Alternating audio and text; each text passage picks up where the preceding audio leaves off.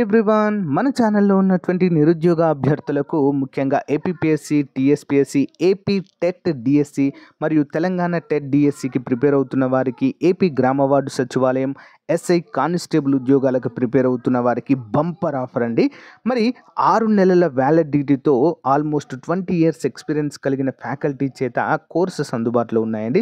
Just 500 వ్యాలిడిటీతో 500 రూపీస్తో 6 months వ్యాలిడిటీతో అందిస్తున్నాం. అంతేకాకుండా కేంద్ర ప్రభుత్వ ఆర్ఆర్బి, ఎస్ఎస్సి ఉద్యోగాలకు సంబంధించినటువంటి కోంబో ప్యాక్ కూడా అందుబాటులో ఉంది. మరియు అన్ని పోటీ పరీక్షలకు ఉపయోగపడేటువంటి 50,000 ప్రశ్నలతో టెస్ట్ సిరీస్ కూడా అందుబాటులో ఉందండి. ముందుగా యాప్ డౌన్లోడ్ చేసుకోండి, డెమో చూసి మీకు నచ్చితే వెంటనే తీసుకోండి. Okay, hello everyone, welcome to RK tutorial. So guys, ఈరోజు మనము ఏపీపీఎస్సీ, టీఎస్పీఎస్సీ మరియు ఇతర పోటీ పరీక్షలలో మరి ఇండియన్ పాలిటీకి సంబంధించినటువంటి ప్రీవియస్ బిట్స్ మరియు అంతేకాకుండా రానున్నటువంటి అన్ని పోటీ పరీక్షలకి ఎక్స్పెక్టెడ్ బిట్స్ అయితే మీకు అందచేయడం జరుగుతుందండి సిరీస్ రూపంలో. మరి ఈరోజు చాలా ముఖ్యమైనటువంటి సిరీస్ అండి. ఎవరు కూడా వీడియోని స్కిప్ చేయకుండా చివరి వరకు చూడండి. వీడియోస్ని చాలా బాగా సపోర్ట్ చేస్తున్నారు, బట్ ఎవరు కూడా లైక్ చేయట్లేదండి. తప్పకుండా చిన్న లైక్ చేసి సపోర్ట్ చేయండి, ఇంకా ఎంకరేజ్మెంట్గా ఉంటుంది. మరిన్ని అప్డేటెడ్ వీడియోస్ అయితే మీకు చేయడానికి వీలుంటుంది. ఓకే, సో గైస్, మొదటి క్వశ్చన్ చూద్దాము. తాజ్ మహల్ను వాక్ఫ్ అంటారండి. మరి ఆ ఆస్తి అని ఈ మధ్యనే తీర్పు చెప్పిన న్యాయస్థానం క్రింది వాటిలో ఏది? గ్రూప్ 2 బిట్ అండి. ఆన్సర్ వచ్చేసి ఆప్షన్ 1 అండి, అలహాబాద్ హైకోర్ట్.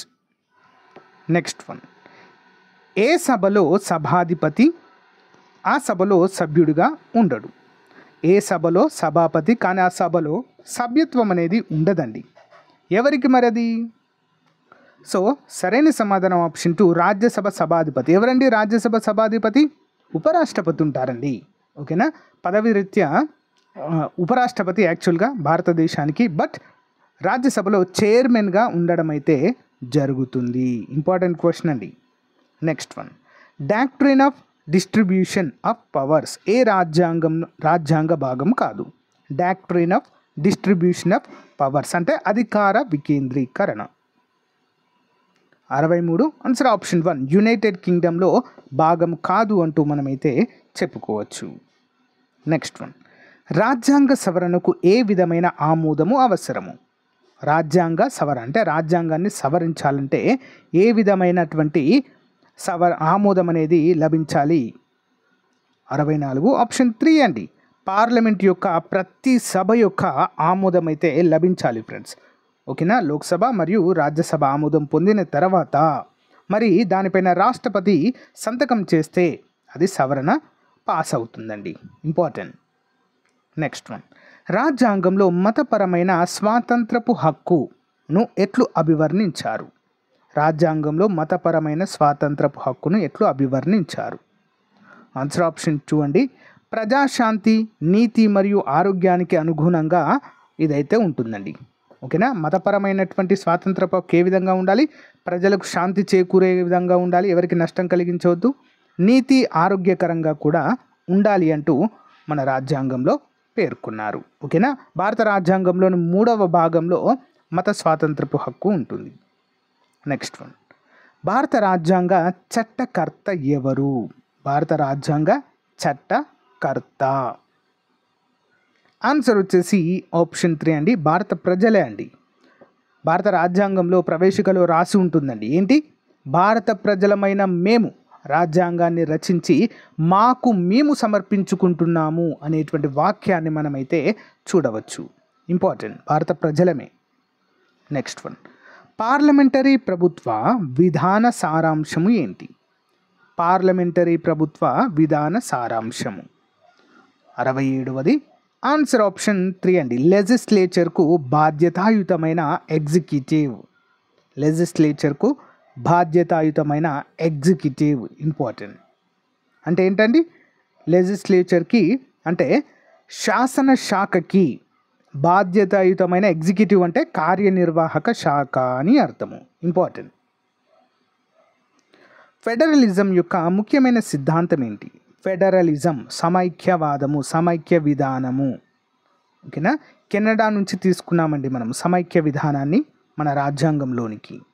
మరి యొక్క ఫెడరలిజం యొక్క ముఖ్యమైన సిద్ధాంతం ఏంటి మరి? Answer option 2. కేంద్ర రాష్ట్రాల మధ్య లెజిస్లేచర్ ఎగ్జిక్యూటివ్ పవర్ల విభజనకు మూలము కేంద్ర సూత్రాల నిర్మాణము. అధికార పంపిణీ అండి సింపుల్గా చెప్పాలంటే. ఓకే. Next one. భారత రాజ్యాంగపు ప్రత్యేక లక్షణము క్రింది వాటిలో ఏది? భారత రాజ్యాంగపు ప్రత్యేక లక్షణము. Answer option 2. ఫెడరల్ యూనిటరీ సిద్ధాంతాల కలయిక. ఏంటండి? ఫెడరల్ యూనిటరీ సిద్ధాంతాల కలయికనే మరి భారత రాజ్యాంగం యొక్క ప్రత్యేక లక్షణంగా మనమైతే చెప్పుకోవచ్చు. Important. Next one.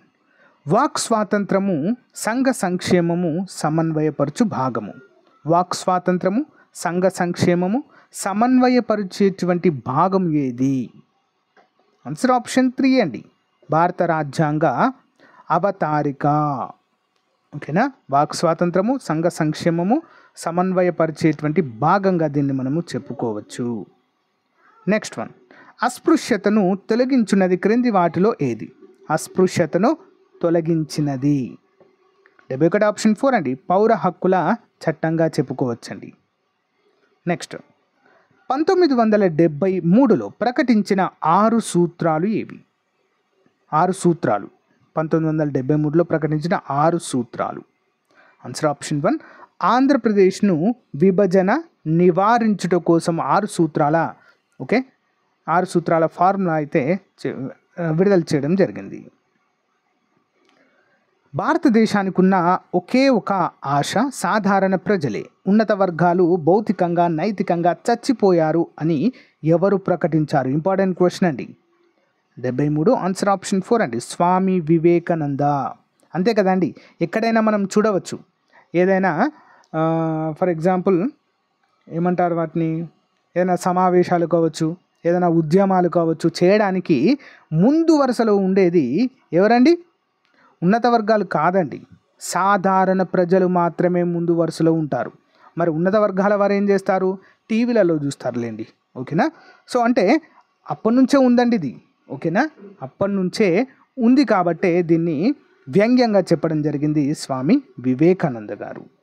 Next one. British ఇండియాలో అతి తక్కువ కాలము అమలులో ఉన్న రాజ్యాంగ సవరణలు ఏవి? 74 ఆన్సర్ ఆప్షన్ 1. 1909 భారత కౌన్సిల్ల చట్టం. దీన్నే మనము మింటో మార్లే సంస్కరణలు అనే పేరుతో పిలుస్తాము. Next one. ఆదేశిక సూత్రాలలో ఏ ప్రకరణ ప్రకారము ప్రణాళికా సంఘం ఏర్పాటు చేయబడింది? ఆదేశిక సూత్రాలలో ఏ ప్రకరణ ప్రకారము ప్రణాళికా సంఘాన్ని ఏర్పాటు చేశారు? ఆన్సర్ ఆప్షన్ 2 అండి. 39వ ప్రకరణ. ప్రజెంట్ మరి ప్రణాళికా సంఘం ఉందా అండి? లేదు. ఓకేనా. 2015 జనవరి 1న ప్రణాళికా సంఘాన్ని నీతి ఆయోగ్గా మార్చడం జరిగింది. దేనిగా అండి? నీతి ఆయోగ్. Next one. బహిర్గత సార్వభౌమాధికారము అనగా ఏంటి? బహిర్గత సార్వభౌమాధికారము. 76 ఆన్సర్ ఆప్షన్ 4 అండి.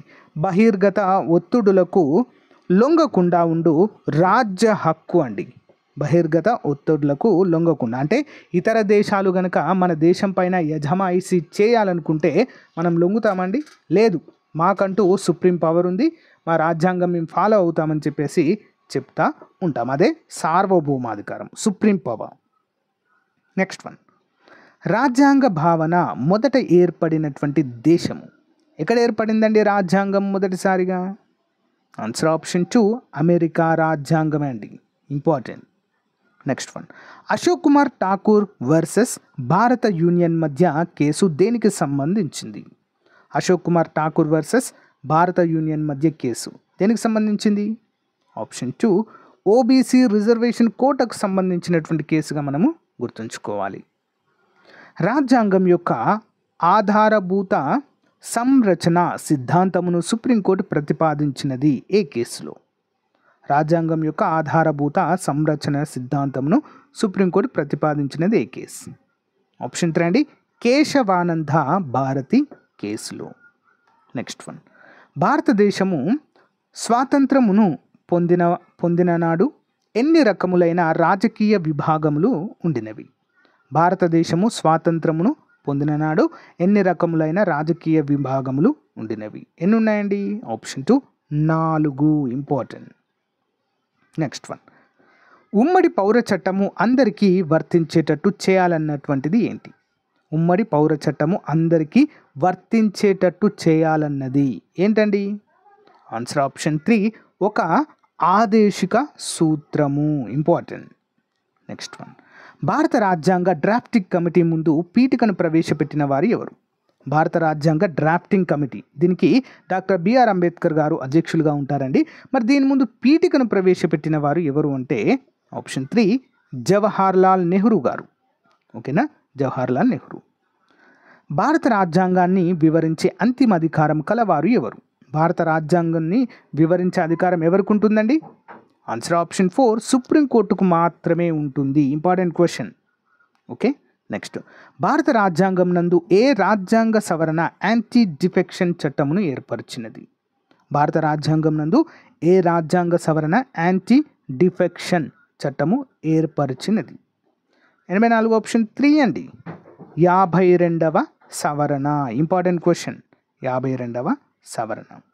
నెక్స్ట్ వన్, ఏ రాజ్యాంగ సవరణ ప్రాథమిక హక్కులపై ఆదేశిక సూత్రాలకు ప్రాధాన్యత కల్పించినది? ఏ రాజ్యాంగ సవరణ ప్రాథమిక హక్కులపై ఆదేశిక సూత్రాల ప్రాధాన్యతను కల్పించింది? 85 ఆప్షన్ 1 అండి, 42వ రాజ్యాంగ సవరణ. నెక్స్ట్ వన్, భారత రాజ్యాంగము ప్రత్యక్షంగా ఆహార హక్కును ప్రకటించదు, కానీ పరోక్షంగా ఏ అధికరణ ప్రతి భారతీయ పౌరుడికి జీవన హక్కును ప్రకటించింది? జీవించే హక్కు అండి, సింపుల్గా. ఏంటది? 21వ ఆర్టికల్. ఈ ఆర్టికల్ని మనము జపాన్ రాజ్యాంగం నుంచి తీసుకున్నామండి. చాలా చిన్న article, most powerful article, Japan నుంచి తీసుకున్నాం. సామ్రాజ్యవాదము డోడోలాగా మరణించినది అన్నవారు ఎవరు? సామ్రాజ్యవాదము డోడోలాగా మరణించినది అని చెప్పినవారు. ఆన్సర్ ఆప్షన్ 3 అండి, క్లెమెంట్ అట్లీ అండి. ఎవరు? క్లెమెంట్ అట్లీ. నెక్స్ట్ వన్, ప్రాథమిక విధులు భారత రాజ్యాంగంలో పొందుపరచబడడానికి కారణం? ప్రాథమిక విధులు భారత రాజ్యాంగంలో పొందుపరచబడడానికి గల కారణం ఏంటి? ఆన్సర్ ఆప్షన్ 4 అండి, రాజ్యాంగేతర విచ్ఛిన్నకార కార్యకలాపాలను అణిచివేయడానికి మరి ప్రాథమిక విధులను భారత రాజ్యాంగంలో పొందుపరిచారు. నెక్స్ట్ వన్, ప్రాథమిక హక్కుల చాప్టర్లో సాంస్కృతిక మరియు విద్యా హక్కుల వెనుక దాగి ఉన్నటువంటి ఉద్దేశం ఏంటి? ఎందుకు పొందుపరిచారు? సింపుల్గా చెప్పాలంటే ప్రాథమిక హక్కుల్లో సాంస్కృతిక మరియు విద్యా విషాయక హక్కులు అండి, సింపుల్గా చెప్పాలంటే. ఆన్సర్ ఆప్షన్ 4, భారతదేశ సంస్కృతి సంరక్షించుటకు మరియు సహాయపడును ఇది. ఇంపార్టెంట్.